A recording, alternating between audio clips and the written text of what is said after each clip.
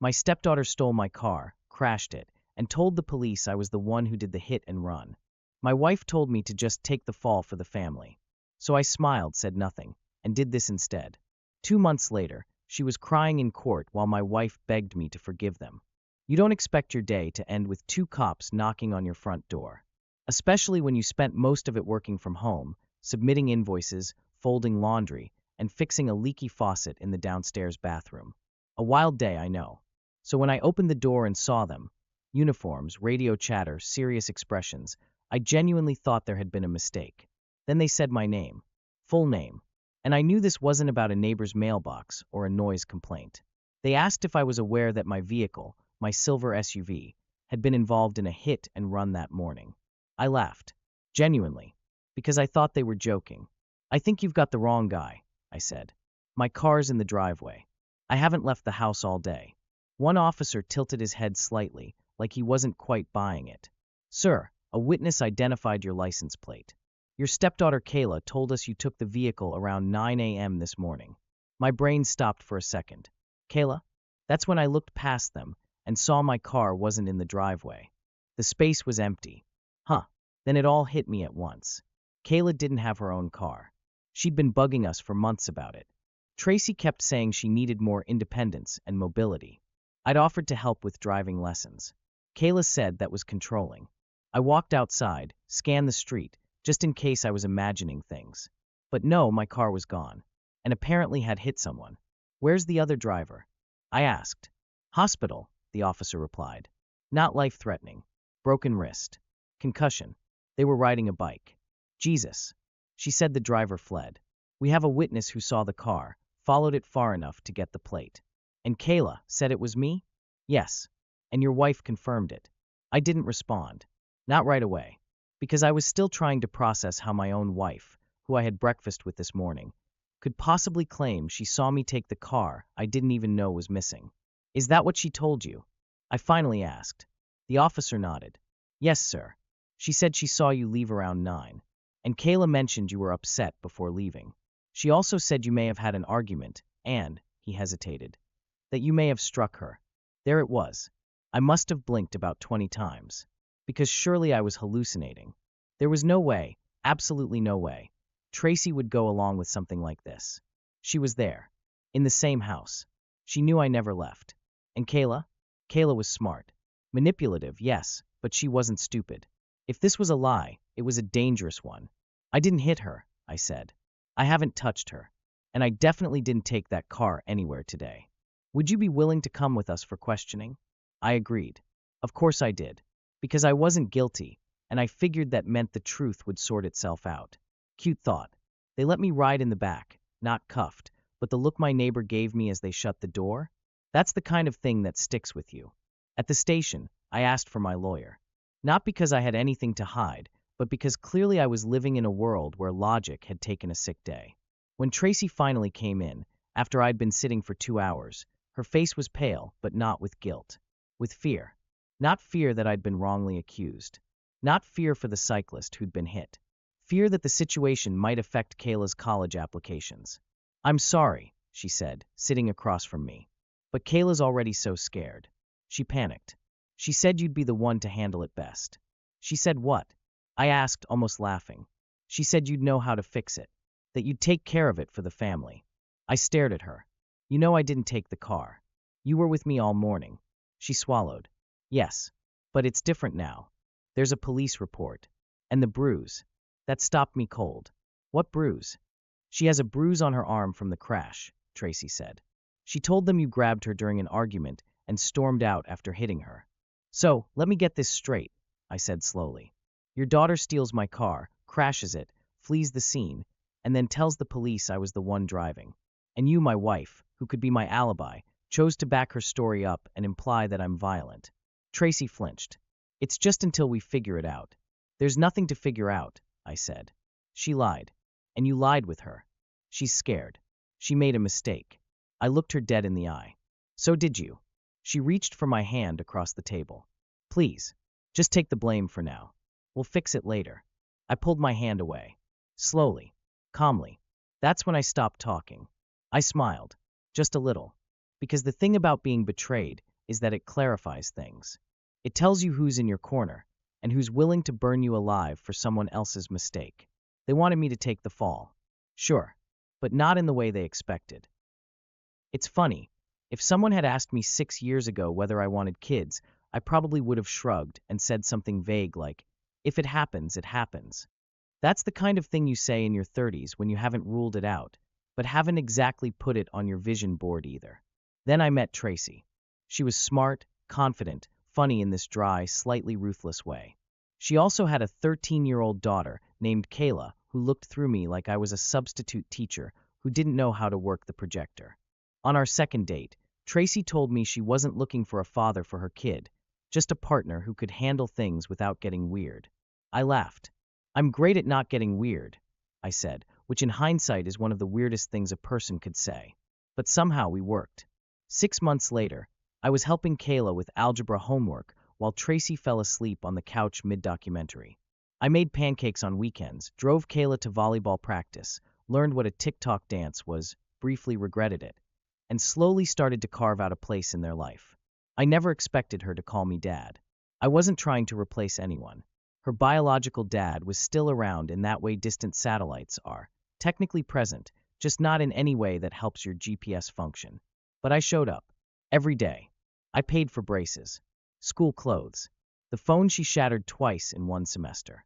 When she turned 16 and started hinting at driving lessons, I offered to teach her. She rolled her eyes and said, "That's what actual parents do," and walked away. I told myself it didn't sting. It did. A little. Still, I kept showing up. Tracy always said Kayla would come around eventually. She's just got a strong personality, she'd say, like it was a compliment. She pushes boundaries because she's smart, which I guess is one way to rebrand spoiled and manipulative. But hey, I was in it for the long haul. Families aren't built in a day. I figured if I just stayed consistent, supportive, steady, unflinching, eventually I'd earn her trust.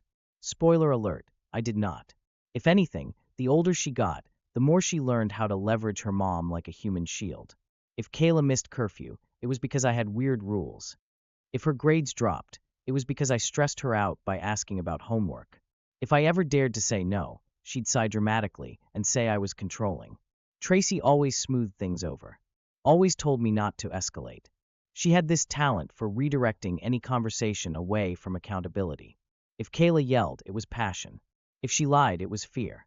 If she threw a hairbrush at the wall during an argument, true story, it was just hormones. At first, I rationalized it. Teenage girls are hard. Blended families are hard. Maybe I just needed to be more patient. So I tried. I showed up for every parent-teacher conference, paid for SAT tutoring, helped her apply to college, bought a used car in my name that I planned to transfer to her once she had her license and insurance. That car? The one she crashed into someone and blamed on me? Yeah, that one. Tracy kept saying things would change once Kayla matured. They all grow out of it eventually, she said. Just give her space. And I did. I gave her space. I gave her my Saturdays. I gave her my car. I gave her everything short of a direct deposit. And in return, she tried to frame me for a felony. I've spent weeks thinking about that moment, Tracy sitting across from me, wringing her hands like she was the victim, saying, she's scared. She made a mistake. No, a mistake is dropping your phone in the toilet. A mistake is forgetting to submit your college application before the deadline. Stealing someone's car, fleeing the scene of an accident, and falsely accusing them of assault is not a mistake. It's a strategy. And Tracy, she didn't just go along with it. She reinforced it. She filled in the gaps. When the police asked if she'd seen me leave that morning, she said yes. She looked them in the eye and said he was upset. I thought he just needed to blow off steam. Blow off steam. At the time she said that, I was folding towels in the laundry room and answering work emails. The most rebellious thing I'd done that morning was make coffee with 2 shots of espresso instead of 1. But none of that mattered, because they had a story, and it was neat, convenient. Better to sacrifice the boring, reliable stepdad than let the golden child's future crumble under the weight of actual consequences. So yeah, I stopped being nice. Not publicly, not dramatically. I still paid the bills, still took out the trash, still sent polite texts like, "Hope your meeting went well." But behind the scenes, I got quiet, strategic. I spoke to my lawyer. I requested every shred of traffic camera footage available.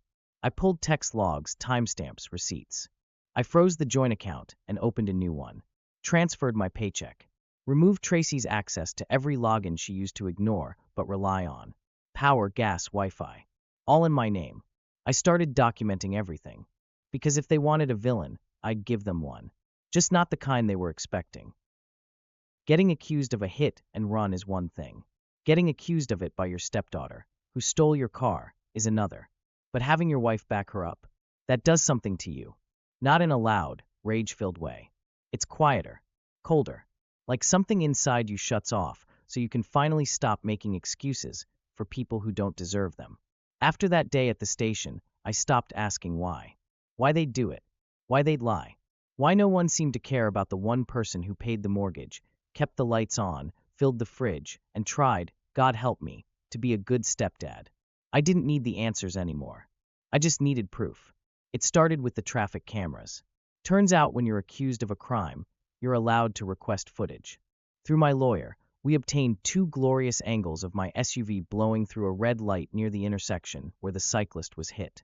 And guess what? The driver wasn't me. It wasn't even hard to tell. Kayla was wearing a hoodie and sunglasses, but she was barely tall enough to see over the wheel. Her side profile was unmistakable. And better yet, she was laughing. In the footage, you could literally see her mouth open wide mid-laugh, right before she swerved around the corner. Beautiful. But I didn't stop there. My lawyer, bless him, told me to dig deeper. It's not just about proving you didn't do it. It's about proving she knew she was lying. So I went through her social media.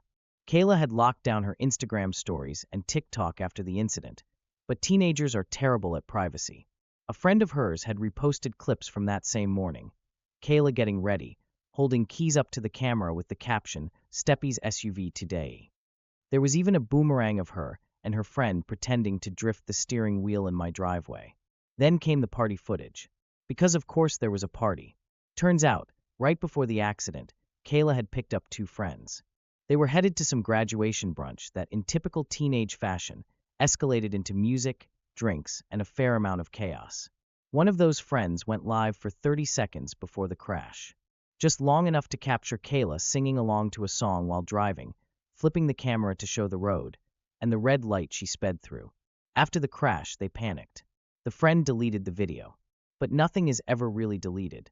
Another person screen recorded it, sent it to someone, who sent it to someone else. And eventually, it landed in my inbox with a subject line that just said, "Thought you should see this." Oh, I did. Meanwhile, back at home, Tracy and Kayla were still pretending everything was tense but salvageable. Kayla stayed in her room, milking the bruise on her arm like it was a war injury. Tracy tiptoed around me like I was a dangerous animal. She even had the nerve to say, "You know, if you'd just gone along with it, things wouldn't be so uncomfortable now." Uncomfortable? You falsely accuse me of felony assault and vehicular hit and run, and I'm the reason dinner's awkward? But I smiled, nodded, said, "You're right. I've been selfish." That night, I finished backing up all the evidence, copied the video files, time-stamped every photo and post. I handed everything over to my lawyer, who handed it to the detective assigned to the case. It only took 3 days. 3 days before I was officially cleared. 3 days before the charges against me were dropped, and fresh ones were filed against Kayla. Hit and run. Filing a false police report. Driving without a license, because, surprise, hers was suspended from a speeding ticket I didn't know about. And Tracy. She wasn't off the hook either. She'd submitted a false statement. Lied about my whereabouts. Backed up a claim she knew was fabricated. The word obstruction got thrown around. When the police showed up at the house again, this time to question them, Tracy looked like she'd seen a ghost. "What did you do?" she asked me, eyes wide. I sipped my coffee. "You mean, what did you do?" She followed me into the kitchen, like I owed her an explanation. "You didn't have to go that far." I laughed. "You tried to frame me for a felony. It was one mistake. I was trying to protect her. By throwing me under the bus?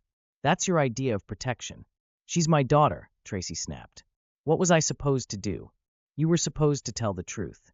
She looked at me like that concept had never occurred to her. Then she said something that made my skin crawl. "She's just a kid. She has her whole future ahead of her. You're a grown man. You'd survive." I don't know if she realized what she said. Maybe she did. Maybe she meant it. Either way, it was the last nail in the coffin. Because what she was really saying was, you don't matter. You're disposable. Your reputation, your job, your life, all of it was worth sacrificing to keep her daughter's image clean. That night, I changed the locks. Legally, I couldn't keep them out permanently. Not yet, but it was a start. I also moved every cent from our joint account into a new one under my name. Reported the car stolen, because let's face it, it was. Froze the credit cards she had access to, and scheduled a meeting with a divorce attorney. The best part, I didn't tell her a word. I let her stew in the silence while the court date crept closer. Kayla got a lawyer. Tracy tried to handle things informally, with the DA, saying it was all a misunderstanding. The DA declined. Turns out when you accuse an innocent person of a felony and have video evidence to prove it's false, prosecutors tend to take that personally. When the court date arrived, I wore a gray suit. Clean shave. Calm expression. Kayla showed up puffy-eyed. Tracy clutched her hand like it was her life on the line. The moment before we walked in, Tracy pulled me aside. Please, she said, don't let this destroy our family. I looked at her dead in the eye. There is no family, I said. You destroyed that the day you decided I was disposable. And then I walked into the courtroom. I didn't look back. Court was quieter than I expected. No shouting. No law and order drama. Just fluorescent lights, uncomfortable chairs, and a judge who looked like he'd rather be anywhere else. Kayla sat 2 rows ahead of me with her attorney. Hair curled. Mascara barely smudged. She was trying so hard to look innocent, it almost felt like a school play. Except this one came with real charges and the possibility of community service or even juvenile detention. Tracy sat beside her, hands folded tightly in her lap. She kept glancing at me like I might change my mind mid-proceeding, stand up, and announce it was all a big misunderstanding. Like I'd play the hero and save them both from the consequences they'd baked and served on their own. Spoiler, I didn't. The judge read through the charges, hit and run, providing false statements, operating a vehicle without a valid license, and then gave Kayla the floor. Her lawyer stood. Your Honor, my client regrets her decisions. She was frightened. She panicked. And she had no intention of causing harm. Kayla sniffled right on cue. Theatrical. I almost admired the effort. Then she said it. I didn't think my stepdad would take it so far. He was always calm. I thought he'd understand. I thought he'd protect us. Us. That word landed like a brick in my chest. Not because of what she meant, but because of what it confirmed. They never saw me as a person. Just a utility. A walking ATM with a bonus dad badge they could flash when it suited them. The judge asked if I had anything to say. I stood. Not because I needed to, but because I wanted to look them both in the eye when I said it. I've spent the last 6 years trying to be a good husband and a good father figure. I paid the bills, drove her to school, paid for groceries, insurance, tutors, phones, therapy apps she never opened. I showed up. I was there. Even when I wasn't wanted. I paused. Kayla wouldn't meet my eyes. Tracy was already crying. I didn't expect to be thanked. But I didn't expect to be thrown under a bus either. Especially not by the people I sacrificed everything to support. I sat down. That was it. No screaming. No dramatics. Just the truth said plainly. The judge issued Kayla a suspended sentence with mandatory community service, a formal apology letter to the cyclist, and 6 months of counseling. She wouldn't be getting that out-of-state university dorm she bragged about last year. Tracy. She got a court warning. No charges, but the DA called her conduct deeply concerning, which is legal code for, you're lucky we don't want to waste more taxpayer money on your mess. Afterward, Tracy tried one last time to talk to me. She followed me to the parking lot. I'm sorry, she said, voice shaking. I didn't know what else to do. I nodded slowly. That's the thing. You did know. You just chose Kayla over the truth. She's my daughter, she said again, like it was a spell she hoped would fix everything. And I was your husband. She didn't answer. I got in my car. The replacement for the one Kayla totaled. The one she was never supposed to drive. And then I drove away. For the last time. But that wasn't the end. Not even close. Update. A lot has happened since I first posted this. Thanks to everyone who commented. Seriously. I got a ton of messages. Some people saying I handled it with class. Others telling me I should have gone scorched earth. A few said I was cold. A few called me a monster who ruined a teenage girl's life. To be honest, I wasn't planning on saying anything else.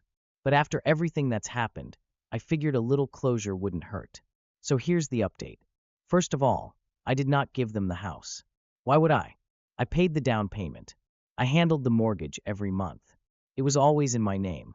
Tracy was never on the deed. She contributed to exactly 0% of the bills. And after accusing me of a felony, it felt generous enough that I didn't sue her for defamation or obstruction. So I kept the house. I gave her 30 days to move out. 45 if she could prove she had nowhere to go.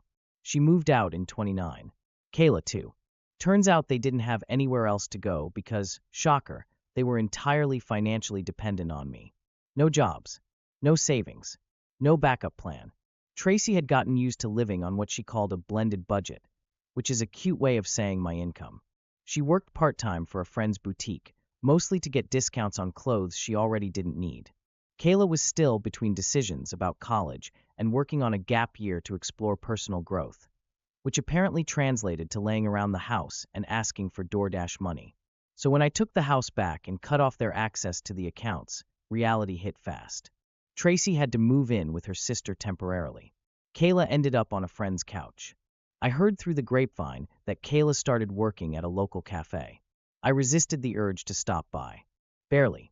Tracy tried getting her boutique friend to give her more hours, but once word got out about what she and Kayla did, filing a false report, trying to frame someone for a hit and run, her social circle went quiet. Apparently, framing your spouse doesn't pair well with wine nights and Pilates class. Even her best friend, who used to call me such a solid guy at every dinner party, ghosted her. Completely. I didn't need revenge. They ruined themselves. Their lives got harder in slow, humiliating ways. The kind where the car gets repossessed because you forgot it wasn't magically paid off. The kind where the phone plan gets shut off because it was under my name. The kind where you have to reapply for health insurance and realize you've never filled out that kind of paperwork on your own. I heard Kayla dropped out of her court-mandated therapy, then got ordered back in or faced more community service. I'm guessing self-reflection isn't her strong suit. As for me, I still live in the house. It's quiet now, peaceful. I redid the office, got a new dog, picked up cycling again. My neighbors, yes, the same ones who saw me escorted to a police car, stopped avoiding me after they found out the truth. One even brought over a bottle of whiskey and said, "You handled that better than I would have." And no, I'm not bitter. I'm just done. I gave that family everything. Time, money, patience, love. And when it came time for them to choose between protecting me and protecting a lie, they chose the lie, without hesitation. So I walked away with my name cleared, my head high, and a mortgage I now pay happily, knowing no one else is secretly planning my downfall in the guest room. Like I said before, some people still think I went too far, that I ruined a young girl's future over a moment of panic. Maybe they're right. Maybe I am the bad guy. What do you think? Leave a comment below.